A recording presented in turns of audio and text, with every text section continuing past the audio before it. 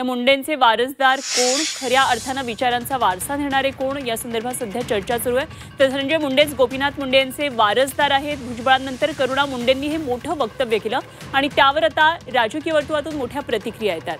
धनंजय मुंडे हेच गोपीनाथ मुंडेंचे खरे वारसदार आहेत आणि करुणा मुंडे यांनी हे मोठं वक्तव्य केले। भुजबळांनी सुद्धा अशाच प्रकारचं वक्तव्य केलेलं आणि त्यानंतर आता करुणा मुंडे यांनी हे वक्तव्य केले। राष्ट्रवादीचे आमदार धनंजय मुंडेच हे दिवंगत गोपीनाथ मुंडेंचे खरे वारसदार आहेत असं वक्तव्य करुणा मुंडेंनी केलं आणि पोटचा वारसा नसून ते विचारांचा वारसा आहेत असंही करुणा मुंडे म्हणाल्या। तर सून म्हणून आपल्याकडे सुद्धा गोपीनाथ मुंडेंच्या विचारांचा वारसा आहे असंही त्या म्हणाल्या। बीडमध्ये ओबीसी एल्गार मेळाव्यात छगन भुजबळांनी धनंजय मुंडेंना गोपीनाथ मुंडेंचा वारसा देण्याची भाषा केली होती। यावर करुणा मुंडे यांनी हे भाष्य केले। आमचा धनंजय त्या दिवशी म्हणाला, त्या काय नाव तटकरेना, मला काहीतरी काम द्या। मला कोणीतरी सांगितलं धनंजय असं म्हणाला।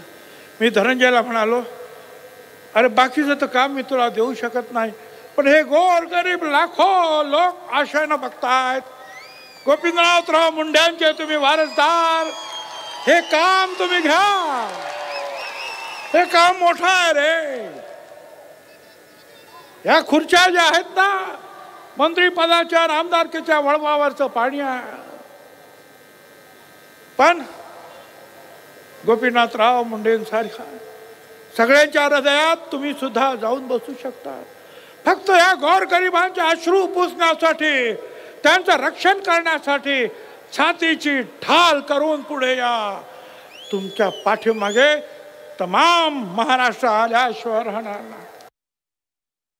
गोपीनाथ मुंडे साहेबांचा जे खरं वारसा आहे, राजकारणामध्ये जे वारसा असते ते पोटाच्या नसून विचारांचं असते। तो धनंजय मुंडेंनी आज ते करून दाखवलेला आहे आणि खरंच गोपीनाथ मुंडे साहेबांचा जे वारसा आहे, राजकीय वारसा, मी बोलते की धनंजय मुंडेच आहे आणि मी पण आहे।